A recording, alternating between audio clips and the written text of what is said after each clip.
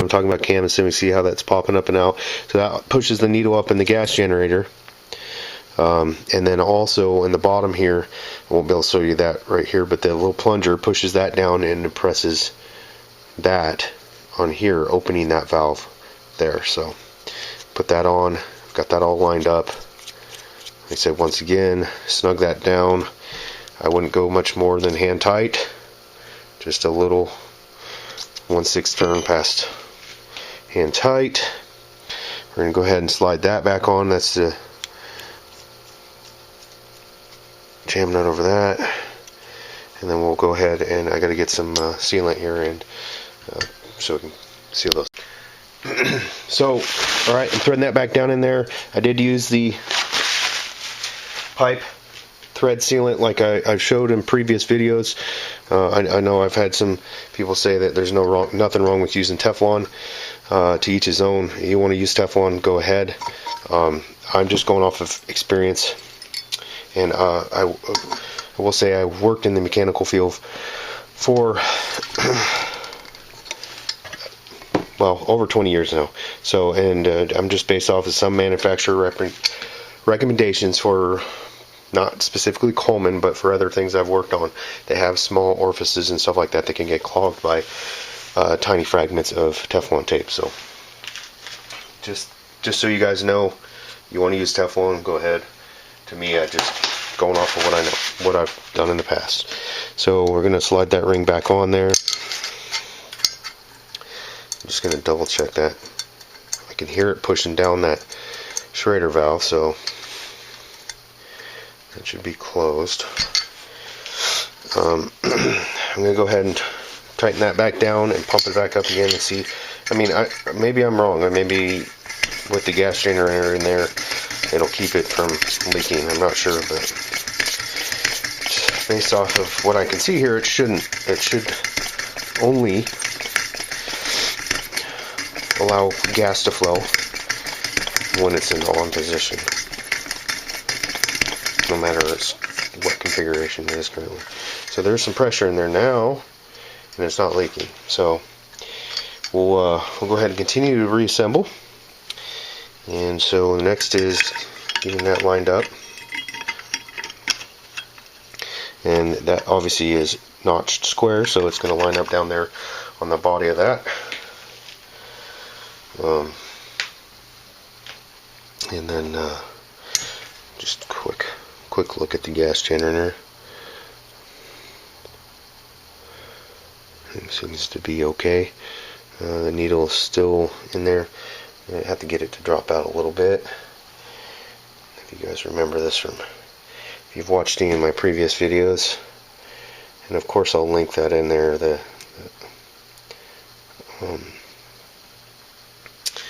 channel. I have a playlist, Coleman playlist, so I'll link that in there. This video is going to run way longer than I wanted it to, but that a lot of you have commented in the past that you wanted to see more, so therefore, especially on the disassembly and reassembly, and I'm trying my best to. So that's a little more difficult, and I know my hand was in the way there, but you got to get that needle lined up, and then, well, I don't want to turn that on. Then you take the nut there, slide that over. And we're just gonna, oops. So we need to back that. That is backed up, okay. Alright, so this, I said, is fairly simple. Just get those lined up. Get that down in there. The only thing you have to line up really here is the air tube. There's a hole in the bottom here that has to be lined up with. So now that that's backed off, you can drop this C-clip back down in there and then use the jam nut. It should be finger. Just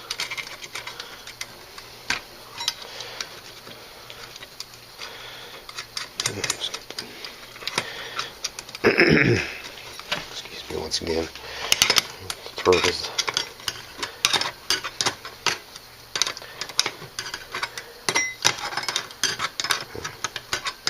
Try to speed all this up here to keep my arm out of the way here, and then at the same time tightening that down.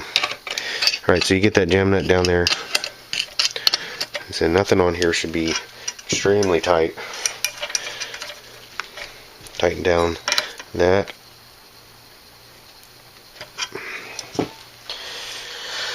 Okay, now that I have it at that point, I'm going to go ahead. Alright, sounds like we're just getting fuel to where we need to be. Of course, I had to take the mantles off. I'll break them in like that. So I do prefer these type with the, I think, what do they call them? They're the number 21s, but they call them the Insta Clips. They are pretty handy. The other type are fine, with the string. These are, I don't know if they're 20. I don't remember what the price difference is. They're a little more, but they do. See if I have more of the Instant Clips. I don't. So these are something else I tried to pick up. Home Depot, or not Home Depot, excuse me, like Walmart. Although I don't go there that often, I do tend to pick up these almost every time I go, because they are one of the cheapest places for them. So